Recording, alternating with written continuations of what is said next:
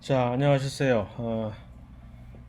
이 컴퓨터 프로그램 복구하느라고 참 애를 엄청 먹었는데, 이거 다시 잘 될지는 모르겠는데, 일단은 뭐 할 수 있을 것 같아서 다시 이제 돌아와서 촬영을 합니다. 그동안 계속 지난 학기 강의로 땜빵을 하다가 다시 이제 순환계부터 다시 이어서 이것을 이제 나가려고 해보는데, 어, 하도 당황해가지고서 처음에 사진 찍는데 하이라고 영어로 지금 얘기를 하다가 다시 끄고 다시 시작하네. 자, 이 기관계 이제 척추동물, 특히 이제 사람을 중심으로 해서 기관계를 중심으로 이제 살펴보기 시작을 했는데, 그래서 이 순환계에 대해서는 음, 일단 우리 몸에다 이제 산소를 공급을 하고 이제 혈관을 통해서 혈액을 통해서 산소를 공급하고, 또 소화기계, 이전에 봤던 소화기계에서 소화를 통해서 섭취한 영양분들을 이제 두루 몸의 각 지역에다가 분배를 하고, 이런 식으로 해서 세포의 영양분 공급을 수행을 하면서 이렇게, 또 기체 교환이라고 하면 산소를 이제 이 에너지를 ATP 합성을 위해서는 모든 부분의 미토콘드리아에서 산소를 필요로 하는 것이고, 그 다음에 유기호흡의 부산물로 이산화탄소가 발생했을 때 그 역시 이산화탄소도 전부 이 호흡기계로 사실은, 결국 이제 호흡기계하고 순환기계는 그런 식으로 해서 밀접한 상호 유기적인 관계로 뗄래야 뗄 수는 없는, 같이 거의 일을 하다시피 밀접하게 연결이 되어 있다는 것을 우리가 알 수가 있고, 노폐물 제거라는 것은 또 역시 혈액을 통해 가지고서, 특히 이제 대사산물 중에서 질소를 포함하고 있는 대사산물, 요소라든가 요산이라든가 하는 따위의 이런 노폐물들을 콩팥을 통해 가지고서 일단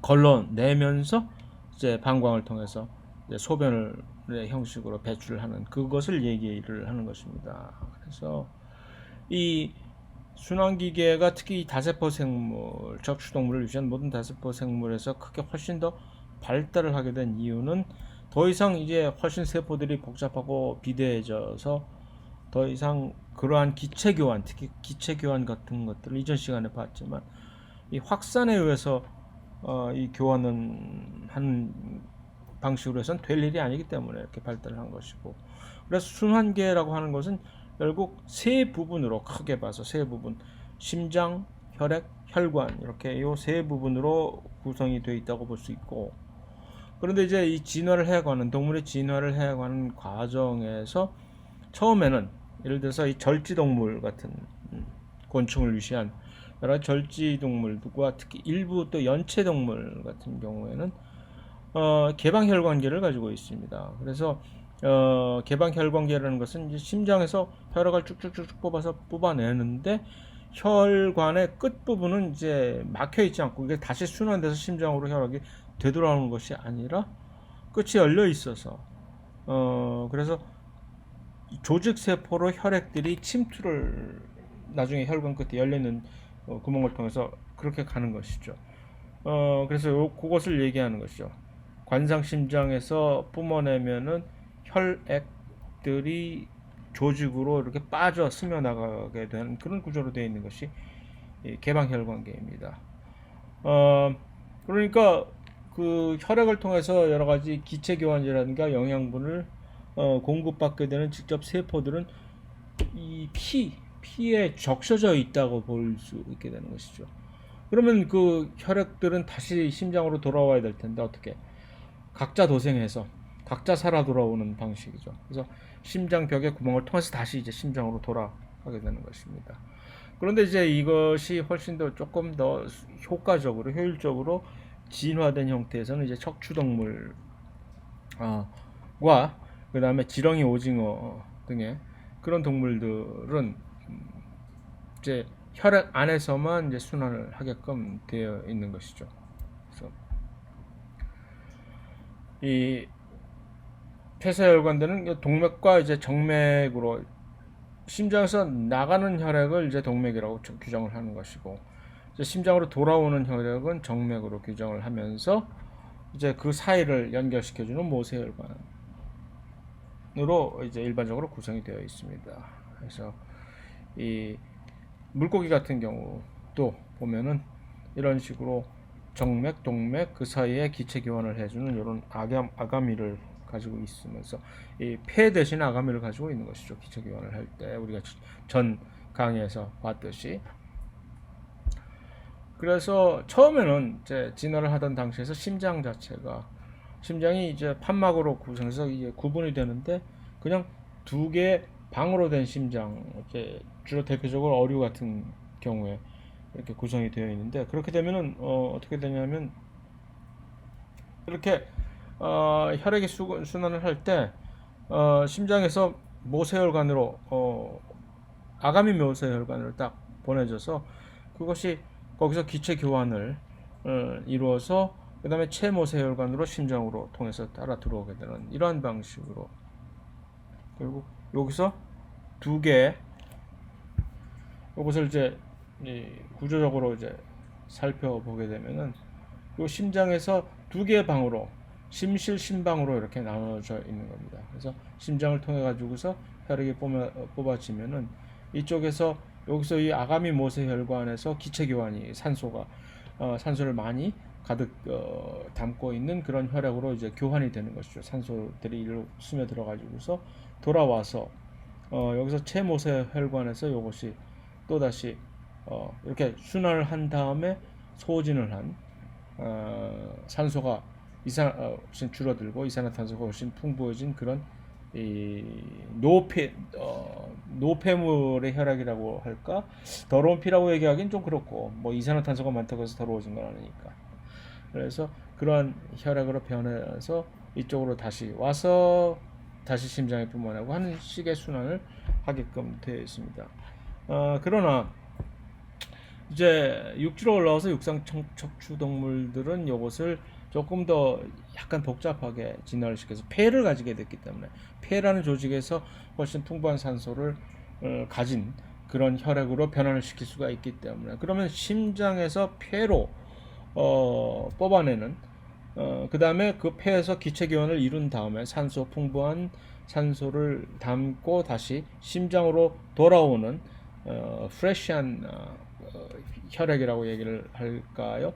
그러면 그것을 다시 심장이 뽑아내는 그런 이중순환계를 갖춰지게끔 돼 있다라고 얘기를 할 수가 있습니다. 그래서 순환 자체가 폐순환과 체순환으로 이렇게 두 개로 구분을 할 수가 있습니다.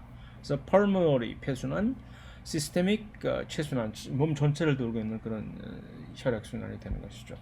그래서 동맥과 정맥이 이제 이렇게 되면, 왜냐하면 정의를 할 때 동맥과 정맥의 정의 자체가 심장에서 밖으로 방출되는, 뽑아져 나가는 그런 피는 정의상 동맥이고, 심장으로 들어오게 되는 혈액은 정맥혈관으로 규정을 하기 때문에 그렇기 때문에 이 폐의 경우에는 폐에서 이렇게 기체 교환을 이루고 심장으로 이렇게 들어오게 되는 정맥이 산소가 가장 풍부한 그런 혈액이 되고, 우리 반대로 이 체순환의 경우에서는 이제 그 정맥은 이 산소를 이미 다 소진을 해버리는 그런 혈액이고, 이제 심장에서 나가는 동맥이 산소가 풍부한 그런 약간의 반대 현상을 가질 수밖에 없게 되겠죠. 이것이 그래서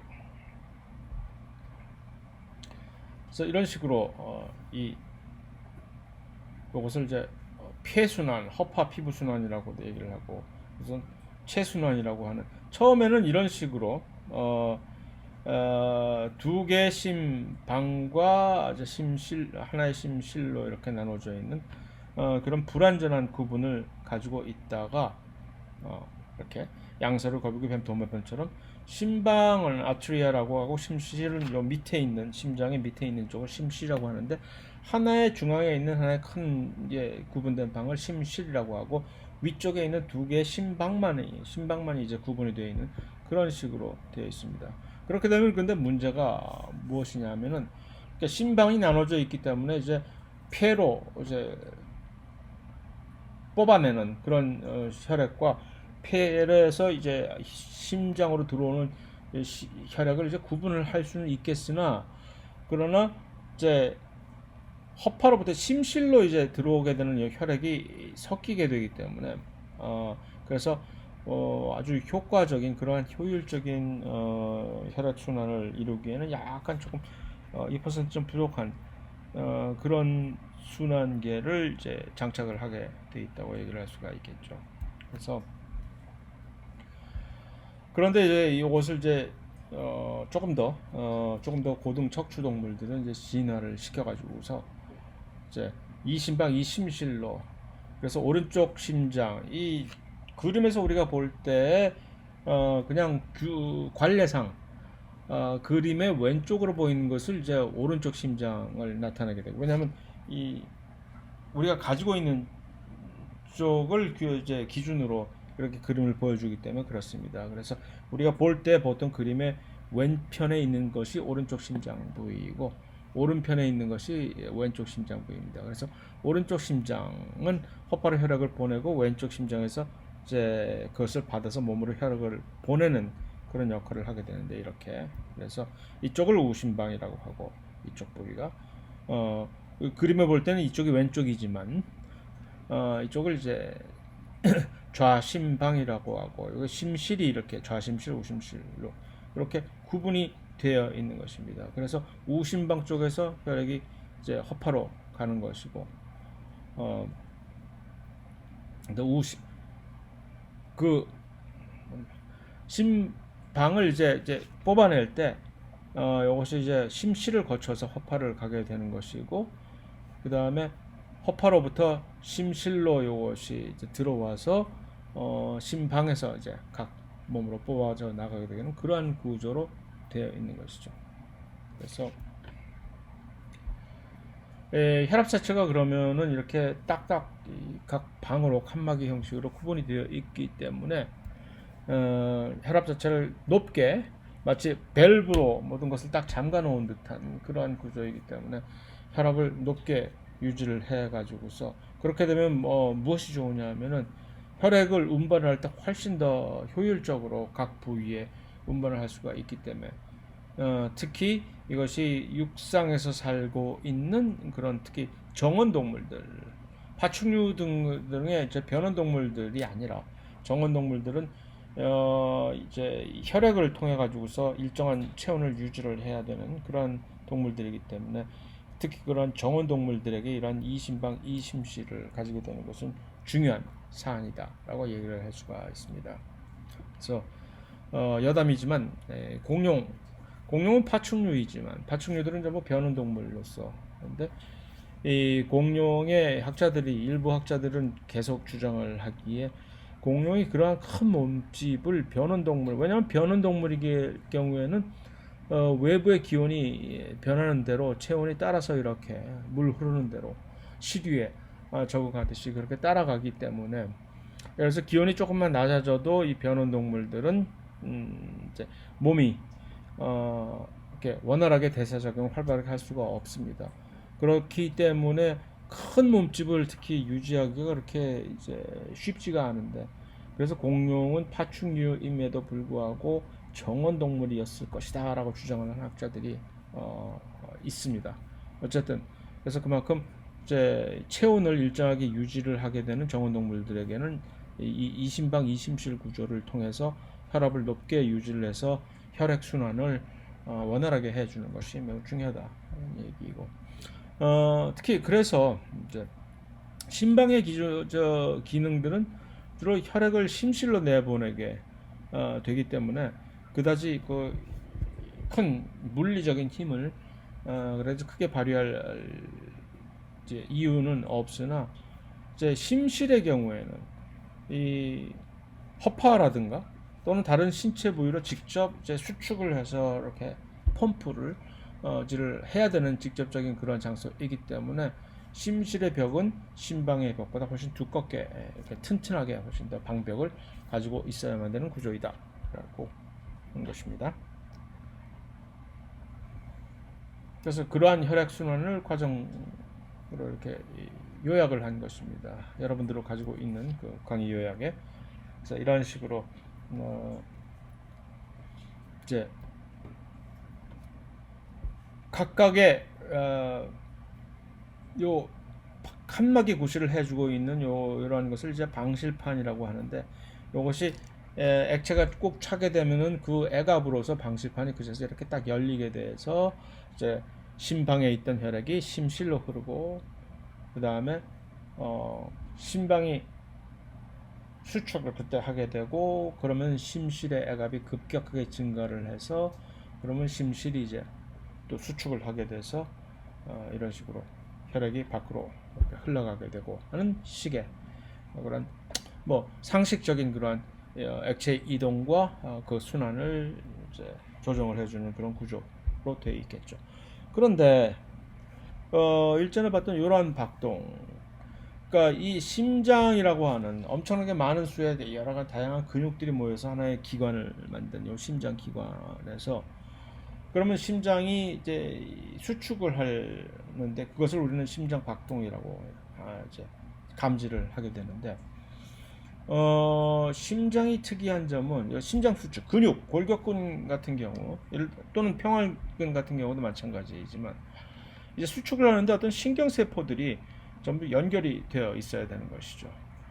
그러면 이 모든 근육들의 신경세포들이 이렇게 다다닥 전부 연결이 되어 있는가? 그렇지가 않고 심장은 좀 특수한 형식으로 되어 있습니다. 그래서 이 심장의 경우에는 모든 이 부위에 수축을 하는 이 근육들의 모든 부위에 신경들이 이렇게 딱 연결이 되어 있어서 그 수축을 조절하는 것이 아니라, 이 심장의 어느 일부 부위에만 신경 세포가 딱 연결이 되어 있으면서 그 신호를 아주 일종의 싱크로나이즈를 시킨다고 얘기를 할 수가 있죠. 그거를 아주 효율적으로, 획일적으로 그 부위에서 모든 각 심장 근육의 부위에 이렇게 쫙 전파를 할 수 있는 아주 특이한 구조로 되어 있습니다. 그것을 이제 가능하게 해주는 그 부위를 우리는 페이스메이커라고 영어로 하는 심장 박동원이라고 얘기를 하거나, 또는 동방결절이라고 이제 이름을 SA 노드라고 영어로 되어 있는데, 세이노 아트리큘라라고 하든가 뭐 영어로 그렇게 돼 있어요. 어쨌든 그래서 동방결절 또는 심장 박동원이라고 이제 명칭되어 있는 어떤 특정한 부위입니다. 그것은 이제 우심방의 어떤 일정 부위, 우심방 위쪽 부분에 있는 아주 일부 작은 조직입니다. 그곳에 신경세포가 이렇게 연결이 되어 있는데, 그쪽에 연결되어 있는 신경세포는 나중에 우리가 신경계에서 살펴보겠지만 특이한 방식으로 이제 전기적인 방식으로, 보통 우리 몸의 대부분은 이제 이 고등 척추동물로서 우리 몸의 대부분은 이제 신경 신호가 전달이 될 때 화학적인 신경 전달 물질이라고 들어봤잖아요. 예를 들어서 아세틸콜린이라든가 따위에 그 신경 전달 물질들이 각 개개인의 신경 세포 사이를 이렇게 화학적인 신호를 통해 가지고 전달이 되는 방식으로 해서 신경 신호가 모든 신경 세포들을 통해서 이렇게 전달이 되는 방식인데, 요 심장 박동만큼만 심장 박동의 요 심장 박동원, 동방결절이라고도 얘기하는 요 심장 박동원과 연결이 되어 있는 요 그 신경 세포는 그렇게 되어 있지 않고 전기적인 방식으로 이제 요 신호를 전달을 합니다. 그것이 조금 특이한 점이고, 그렇게 하면 훨씬 더 깔끔하게 디지털화 되게 디지털 방식으로 신호를 전달할 수 있기 때문에 그렇습니다. 그래서 이 심장 박동원에서 심장의 수축 속도를 결정을 하고 이제 조정을 할 수가 있습니다. 그래서 여기서 바로 이 전기적 신호를 이제 발생을 시키는데, 그 신경 신호를 받고 그러니까 활성화가 돼 가지고서 수축적인 전기적인 신호를 발생을 하게 되면은, 여기서 발생한 전기적 신호는 심장 근육들은 매우 특이한 방식으로, 특이한 연접으로 서로 연결이 되어 있기 때문에 근육들이 아주 효과적으로 원활하게 이 심장 벽을 따라서 이제 쭉 퍼져나가게 됩니다. 겉으로. 그 다음에 그 퍼져나간 그런 전기적 신호가 이제 중간 단계에서 방실결절이라고 하는 요 우심실의 요 윗부분에 있는 어떤 한 특별한 부위입니다. 그쪽으로 전달이 됩니다. 그러니까 다시 정리를 하면은 심장박동원에서 이제 전기적 신호가 발생하면 그것이 아주 빠른 속도로 이 동시에 심장벽을 타고서 세포들 사이를 벽을 타고서 쭉 전파가 되면서 그래서 방실 결절이라고 하는 우심실의 어떤 윗부분에 있는 특별한 부위에 전달이 되면 그쪽에서 약간 요 전격인 신호가 잠시 동안 지체가 되게 됩니다. 그럼 지체가 되는 사이가 그건 무엇이냐 하면은 그동안의 신호들이 이제 쭉 모여서 혹시라도 뒤처진 신호가 있으면 그것이 다시 그때까지 기다려주는 그런 역할을 하게 되는 거죠. 여기서 바로 싱크로나이즈 심장 수축의 싱크로나이제이션 동기화가 여기서 이제 구현이 될 수가 있는 것이죠. 그것이 요 동방결절이라고 하는 또는 심장박동원 요 부위에서 이렇게 정기적 신호가 이렇게 발생을 하면 이것이 일단은 쭉 흘러서 이 부위로 이렇게 쭉 흘러나가게 됩니다. 이렇게. 그래서 이 특별한 근육으로 이렇게 전파가 된 다음에 이것이 이제 방실결절로 도달을 하게 되면은 이렇게 그러면 여기서 이제 이렇게 이 신호들이 이제 방실결절로 도달을 한다는 얘기죠. 그러면 여기서 이제 일종의 조금 기다렸다가 동기화가 이루어지면서 그 신호가 쭉 특수화된 근육 섬유를 타고 이 전체로 이렇게 심실 전체로 쭉 퍼져서 여기에 전체적으로 이제 모든 신호가 쫙 동시에 퍼지게 되죠. 그 얘기는 이 전체가 심실 전체가 수축을 쫙 할 수가 있게 된다는 얘기죠. 그것을 이제 심전도라고 하는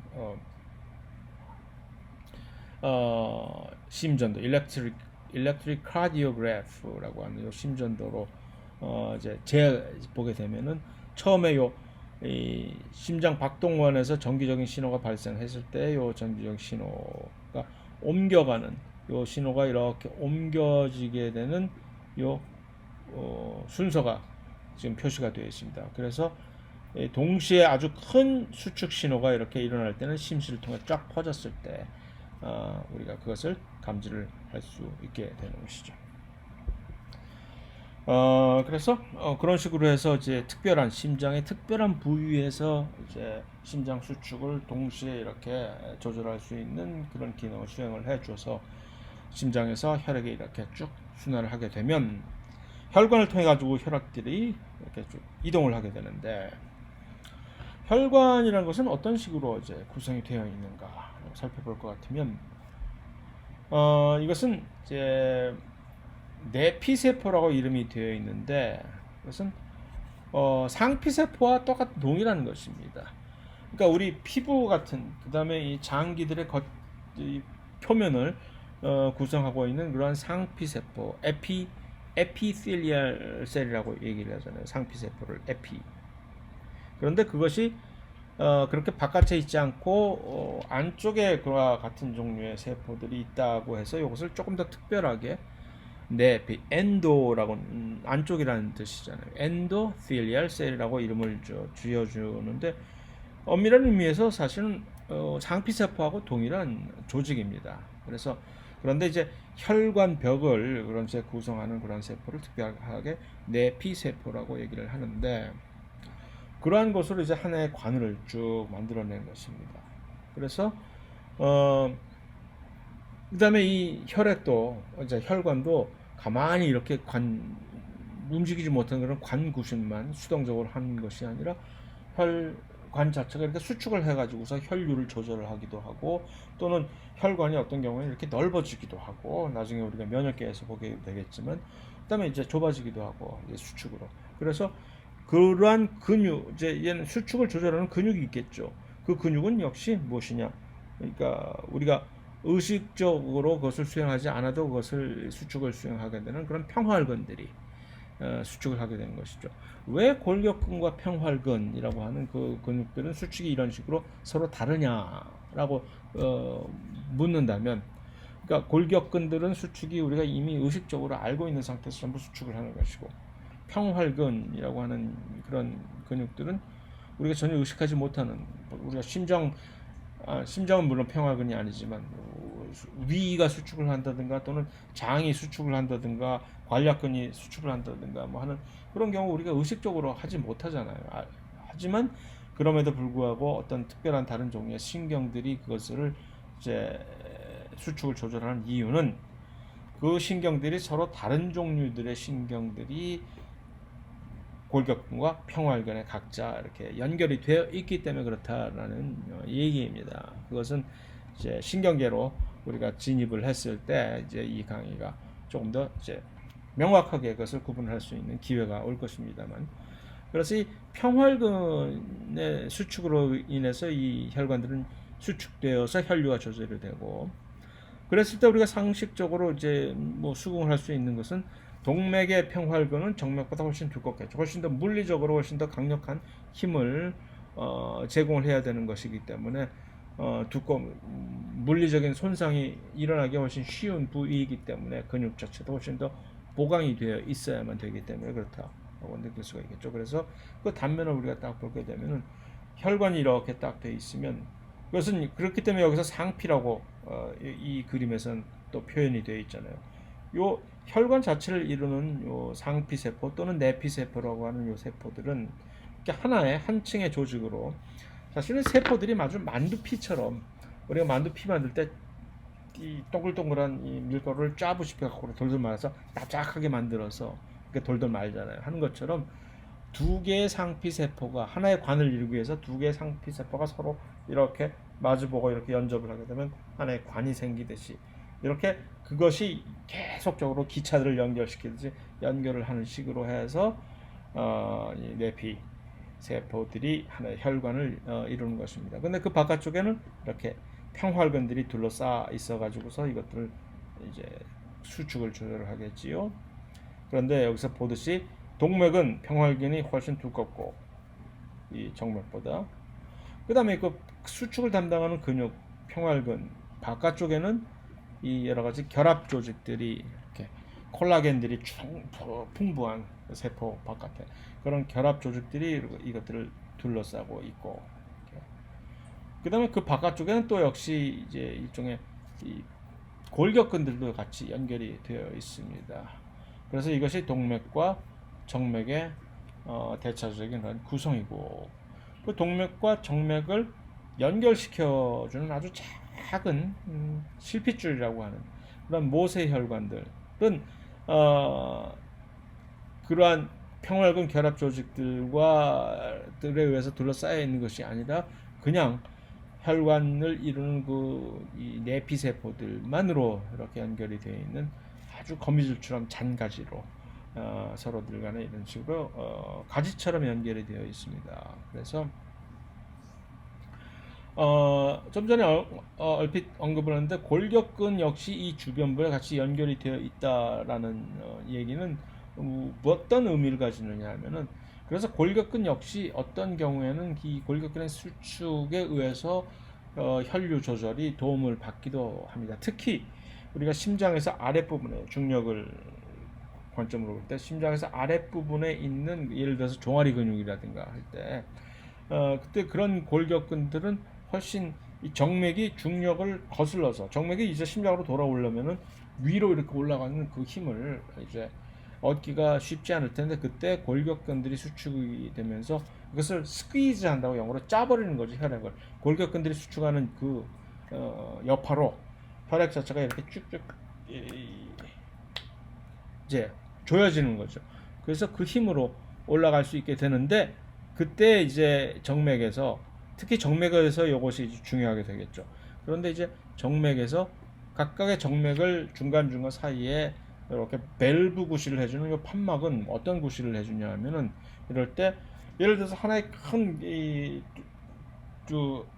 위아래가 이제 뚫려 있는 그런 관이 이렇게 수축을 시킨다고 할 때 중간으로 이렇게 딱 쥐어짜 가지고서, 그럼 그 안에 있는 액체가 위로도 갈 수 있고 아래도 갈 수 있고 쭉 빠지게 되잖아요. 그럴 때 밑에 있는 판막은 딱 닫혀 있는 상태에서 위에 있는 판막만 열려 있는 상태에서 이것이 이제 딱 짜지게 되니까 모든 그 안에 있는 액체가 혈액을 얘기하는 거죠. 그래서 액체가 위로만 올라갈 수 있게끔 해서 이 혈액의 역류를 방지를 하게 해주는 그런 기적도 그 그림이 바로 이것입니다. 그래서 골격근들이 이렇게 수축을 할 때 위에 판막은 열리고 아래 판막은 닫히는 식으로 해서 정맥의 심장 위쪽으로 이렇게 심장을 향한 위쪽으로 혈액이 이동을 할 수 있게끔 해주는 것입니다.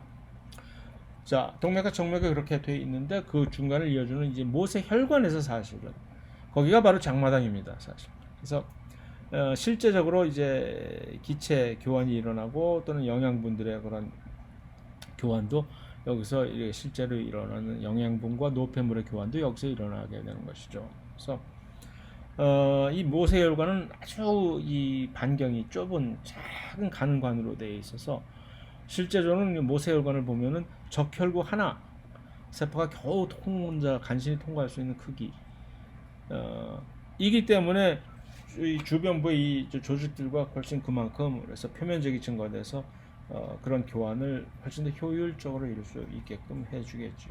그래서 실제 사진을 보면 적혈구 하나가 모세혈관 이 지름을 겨우 통과할 수 있을 정도의 작은 좁은 그런 지름으로 되어 있습니다.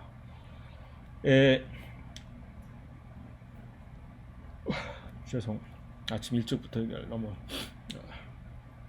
이 매우 얇은 혈관벽으로 구성이 되어 있으며 그러니까 모세혈관은 두꺼우면은 그다지 그렇게 여러 가지 물질 교환해서 여러 가지 불리할 경우가 많기 때문에 그 다음에 그 모세혈관들의 이 요소마다 특별한 이제 형태의 평활근인데 이것을 특별한 조임근이라고 이제 이름을 붙입니다.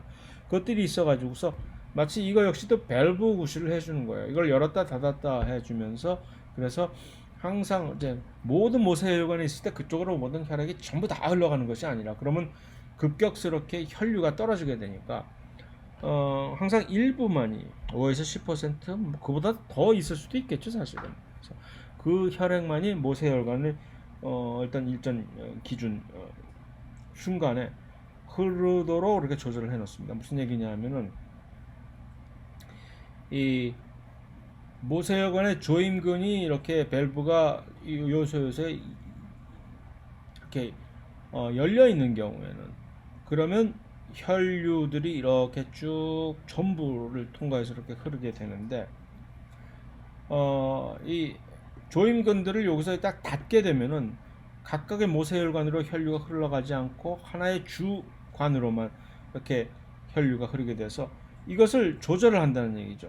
그래서 얼마나 많은 전체 모세혈관에 혈액이 퍼질 수 있게 하느냐라는 그래서 조임근을 이완을 시키게 되면 모든 각 부위에 있는 모세혈관으로 혈액이 전부 다 흘러가고 그럼 좋긴 좋으나 이렇게 되면은 이제 기체 교환이라든가 영양소 교환 등을 훨씬 더 넓은 표면에서 수행을 할 수가 있으니까 그런 장점은 있는 반면에 혈류가 급속히 떨어지게 되겠지요.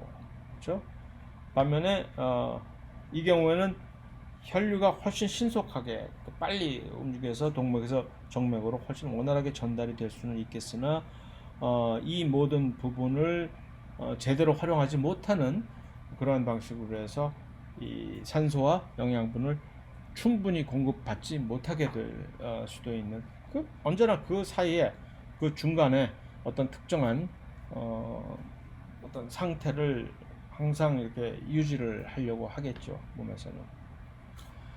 그래서 이것이 이제 혈액을 통한 물질 교환의 사실은 요 메커니즘을 설명하는 일종의 하이라이트인데 그렇다면 정말로 모세혈관 벽을 통해서 물질 교환은 어떠한 방식으로 수행이 되는지를 살펴보고자 합니다. 여기서 그래서 이 모세혈관을 통한 물질의 교환이라는 것을 우리가 어떻게 봐야 되느냐 할 때 이것은 혈액은 하나의 이제 주체로서 물질을 이제 산소를 받고 혈액에서 이제 동맥에서는 그다음에 영양분을 받고 소화가 돼서 이제 조직에 이제 공간에 녹아 있는 그 영양분을 받고 그다음에 정맥에서는 반대로 이 이산화탄소를 받고 노폐물을 혈액에서 이산화탄소를 이제 받는 것이죠. 이산화탄소를 던져버리고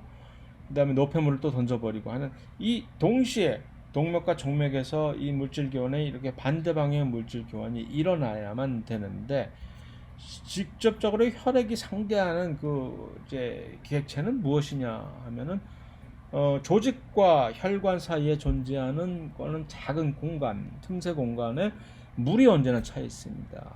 우리 몸 안에는 그러한 액체를 우리는 interstitial fluid, 한국말로 간질액 또는 좀 더 순수한 우리말로 세포 사이액, 훨씬 전통적으로는 간질액이라고 하는 요 용어가 훨씬 더 많이 쓰여왔겠죠. 그래서 interstitial fluid라고 하는 요 간질액과 혈관에 있는 혈액 사이의 물질 교환입니다, 사실은. 그래서 그 물질 교환은 두 가지 방식의 물질 교환이 벌어지는데, 첫 번째는 요 내피 세포 막 사이 막 공간을 뚫고 이 물질이 확산이 되는 것입니다. 아주 얇은 세포막이기 때문에 그 사이를 원활하게 세포막을 통과할 수 있는, 그러니까 비극성 물질들이라면은 산소 역시 그런 것이고, 비극성 물질이라면은 막 사이를 그냥 별 큰 제약 없이 확산을 할 수가 있고, 또 한 가지 방식은 내피 세포들 사이사이에 이제 연결이 되어 있는데, 혈관을 이루는 내피 세포들이 이런 식으로 연결이 되어 있잖아요. 그 세포의 틈새를 통해서 간격을 살짝 뚫고서 이렇게 하는 그러한 방식입니다. 요 세포 사이의 틈새라고 하는 것은 무엇이냐면은 요 그림에서 요것들입니다. 세포 사이의 틈새를 통해서도 이렇게 움직일 수가 있고, 또 다른 한 가지 방식은 세포막을 통해서 직접적으로 이렇게 확산을 통해서 이렇게 움직일 수가 있는 것이고, 그래서 그러한 두 가지 방식으로 이 모세 혈관의 안에 있는 이런 물질과 밖에서 조직 세포와 이 공간 사이에 차 있는 물질 자체를 우리는 간질액이라고 한다고 얘기를 했죠. 그래서 이것들이 밖에서 이렇게 나오는 물질이 있는가 하면은 이 안에서 이렇게 들어가는 물질이 있는 것이고, 그렇다는 얘기죠. 그래서 그 세포 사이의 틈새를 훨씬 더 잘 보여주는 또 하나의 그림이 이것입니다. 그래서 요 상피세포 또는 내피세포라고 하는 요 세포에도 살아있는 세포이니까 색이 있겠죠. 그래서 두 세포가, 하나의 세포는 여기 이렇게 지금 보이는 것이고, 그것과 연결되는 또 다른 세포가 여기 보이는데, 이 세포는 색이 왜 안 보이냐, 여기서 저 반대 방향에 반대편에 이제 색이 이제 위치해 있겠죠. 그래서 혈액이 움직이는 이 공간 자체는 이 세포가 워낙 납작하게 이렇게 딱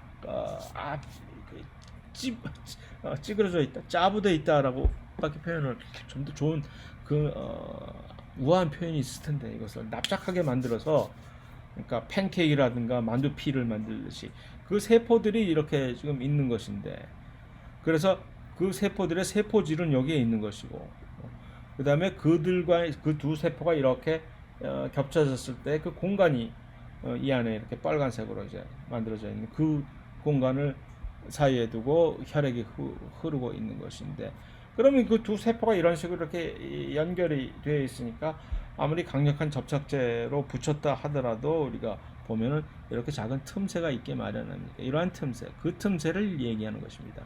그 틈새를 통해서 충분히 여러 가지 물질들이 아주 자유롭게 왔다 갔다 할 수가 있다는 얘기죠. 그 다음에 물론 이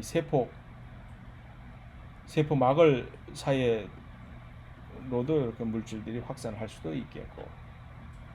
자, 중요한 것은, 문제는, 그런데 이제 동맥과 정맥이 있는데, 동맥의 경우에서는 이제 주는 쪽이 혈액에서 산소와 영양분들이 조직 세포 쪽으로 이렇게 이제 나가야 된단 말이죠. 그러니까 이 동맥, 여기서 여기까지가 이제 딱 군사 분계선이라고 또 이런다, 그죠?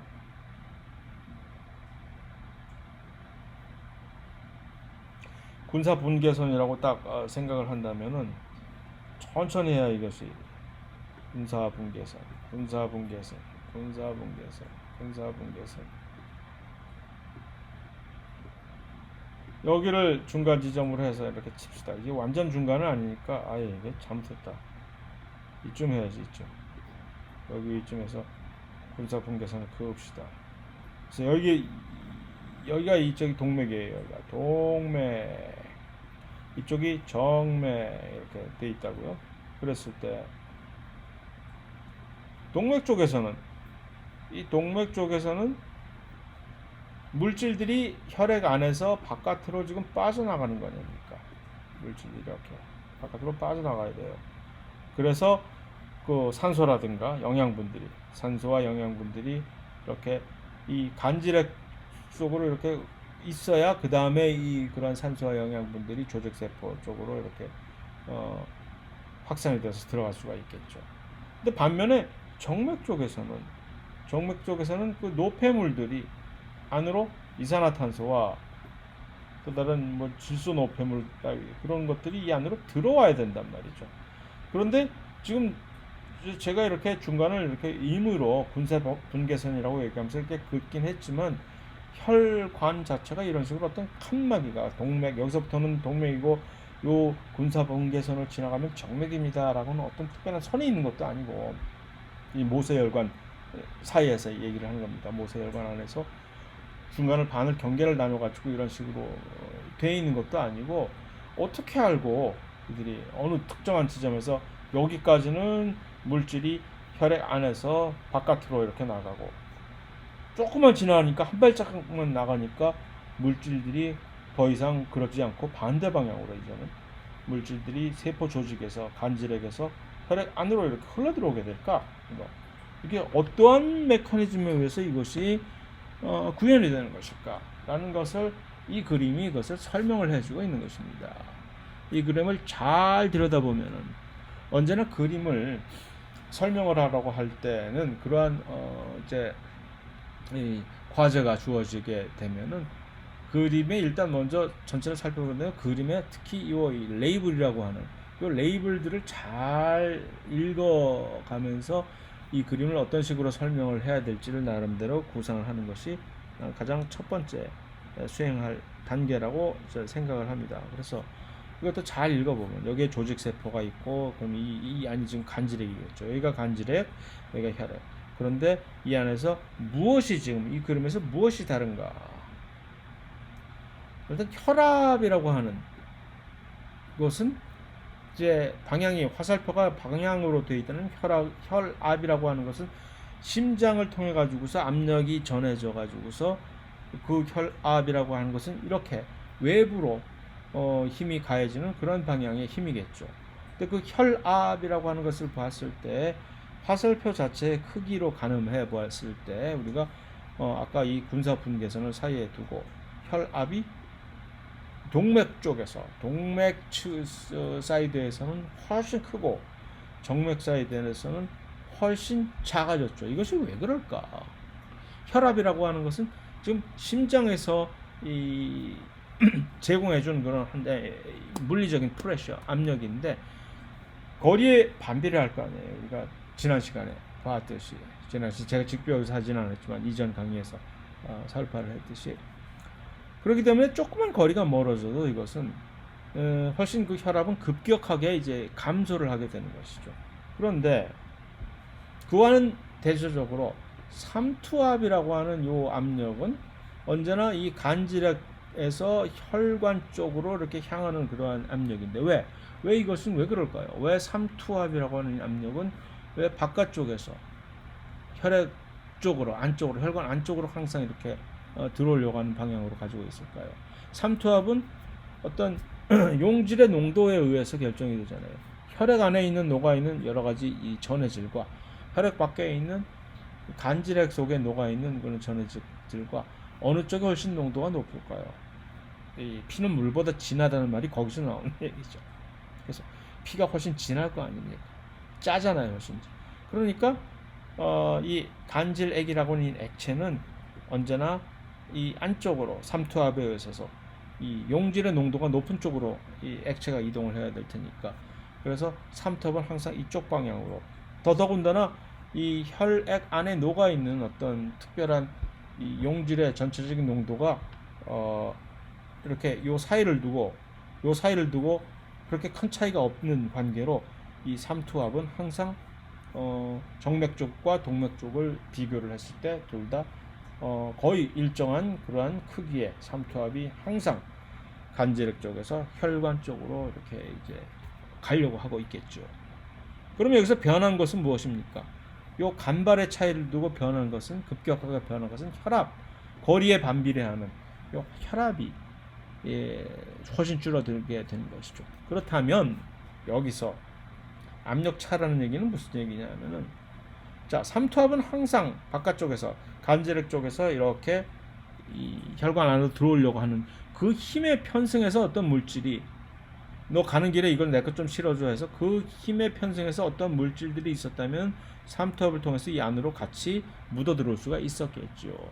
그러나 이쪽 동맥 쪽에서는 그것을 상쇄하는 네가 어딜 감히 하는 그것을 상쇄하는 훨씬 더 큰 압력인 반대 방향의 혈압이 존재하기 때문에 이 힘이 발휘되지 못하고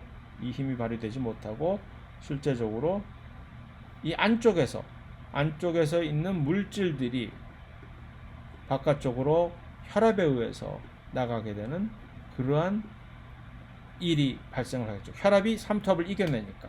그래서 그 압력 차에 의해서 액체가 밖으로 이동하면서 그 안에 녹아있던 그런 물질들이 밖으로 나가게 되는 그러한 일이 발생하게 되는 겁니다. 액체가 밖으로 이동한다고 돼 있으니까 이건 피가 밖으로 새는 거요? 그게 아니라 피라고 하는 그 빨간색의 피라고 하는 것은 적혈구에 의해서 우리가 이제 감지를 하는 것인데 그 적혈구 세포는 세포인데 이 세포막을 도저히 뚫고 나갈 수가 없죠. 못 나갑니다. 그러니까 그 혈장이라고 하는 그 액체만이 이 밖으로 이렇게 혈압에 의해서 같이 묻어 나가면서 그 안에 녹아 있던 산소 플러스 영양분들이 밖으로 나가는 것이죠. 그런데 조금만 더 지나서 정맥 쪽 이 측에 이게 사이드에 오게 되면은 이 혈압이 떨어졌으니까 이제 드디어 그동안 복수의 칼을 갈고 있던 삼투압이 이제 맛 좀 봐라 하면서 아주 보잘것없게 된 혈압을 이제 눌러서 삼투압이 이제 우세하게 되니까 이제는 압력 차에 의해서 이제 물질들이 안으로 이동을 하게 되는 것입니다. 그래서 이 안쪽으로 이제 화살표가 이렇게 돼 있죠. 그래서 그것을 기회로 이제 이산화탄소라든가 또는 노폐물이라든가 하는 것들이 그 압력 차에 의해서 삼투압을 이제 등에 업고 이렇게 안으로 들어오게 돼서 그냥 자동적으로 기체 교환이 산소 나가고 이산화탄소 들어오고 영양분 나가고 노폐물 들어오고 하는 식으로 이제 이것이 조정이 되는 그런 과정입니다.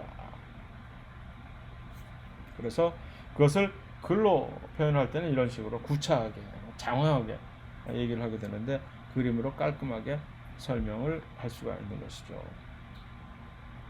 그래서 모세혈관의 혈압 자체가 간질액의 삼투압보다 높을 때는 이제 물질이 바깥으로 나가는 것이고 반대로 혈압보다 간질액의 삼투압이 높을 때는 이제 밖에서 안으로 들어오게 되는 것이고 그렇다는 얘기죠. 그런데 이 균형 자체가 깨지게 된다면 삼투압 자체에 사실은 균형이 깨지게 되는 거죠. 삼투압이 일정하게 되는데 그러지를 못하게 될 경우 삼투압이 훨씬 작아지게 되는 경우가 있습니다. 간질액의 삼투압이 작아지게 되는 경우가 흔히 이런 경우가 이제 많은데 이 균형이 그렇게 되면 이것을 우리는 부종 이디마라고 영어로 얘기하는 이 부종이 발생하게 됩니다. 손발이 특히 이제 발 같은 게 퉁퉁 붓는다든가 고혈압, 암 환자, 말기암 환자, 무슨 당뇨 환자 특히 이런 부종 많게 됩니다. 왜 그렇게 되느냐? 심장 질환을 앓게 되는 경우 그러면 이제 이 균형이 깨지게 되죠. 그 다음에 또 한 가지는 영양실조가 되면 피가 물보다 훨씬 덜 지나게 되겠죠. 그 안에 들어있는 게 없으니까 뭐 먹은 게 있어야 피에 뭘 담지. 그래서 이러한 경우들이 그래서 삼투압과 이 혈압의 균형을 깨지게 해가지고서 간질에게 왜 붓느냐, 거기가 왜 붓느냐? 원래 그 액체가 간질액에서 혈액 안으로 훨씬 더 많이 들어와야 되는데 들어오질 못하고 간질액 그 공간 사이에 훨씬 더 많은 양의 액체가 남아 있게 되는 것이죠. 그러면 그것 때문에 이제 퉁퉁 붓게 되는 거예요. 또는 아주 그 이제 흔하지는 않지만 이러한 기괴한 일, 이 기생충이 그 감염을 해서 혈액 자체는 혈관 자체는 림프관들 어느 두 지점에서 우리 몸에서 림프계를 이루는 그 여러 관들이 혈액처럼 혈관처럼 이렇게 쫙 온 몸을 펴져 있는데 림프계라고 하는 것은 사실은 이제 우리의 방어 시스템 그 안에 있는 여러 가지 면역 세포들이 감염 세균들과 싸우는 그 장소인데 희한하게도 두 군데에서 혈관과 림프관들이 연결이 되어 있거든요. 같이 되어 있는데 그 연결 부위가 기생충이 막아버리게 되는 그런 경우가 있습니다. 이렇게 되면 그러면 이 부종이 그냥 이것을 우리는 한국말로는 이제 제가 잘 모르겠는데 영어로 이제 elephantiasis,이라고 얘기해요. 코끼리 다리처럼 생겼다고 해서 elephantiasis,이라고 이렇게 명칭을 짓는데 이거 옛날에는 딱 하면 이제 교과서에 이런 elephantiasis 나올 때 보면 물론 이게 기생충 감염이 이제 아프리카에서 많이 발생하는 거기 때문에 그렇기도 했겠으나 아주 그러니까 주의 깊게 살이 깊지 못하게 주로 이렇게 하면 흑인 여자들 그런 이제 걸린 그런 사진들이 주로 교과서에 땅땅땅땅 실려 있는 경우가 많았거든요. 그것들도 사실 좀 이제 신경 써서 우리가 잘 고쳐 나가야 될 점이라고 생각을 합니다. 자, 그래서 혈관과 림프관이 연결이 되어 있다는 얘기는 혈관들은 이런 식으로 몸에 퍼져 있는 그 순환계를 구성하고 림프계를 구성하는 이 림프관들은 혈관 주변을 사실 이렇게 같이 연결이 되어 있는 겁니다. 그래서 요 모세혈관과 어떤 특정한 이 림프관의 부분과 이런 식으로 서로 연결이 되어 있는 부분들이 있습니다. 그런데 그 연결 부분이 이제 기생충 같은 것에 의해서 막혔다라는 얘기입니다. 그래서 거기까지가 이제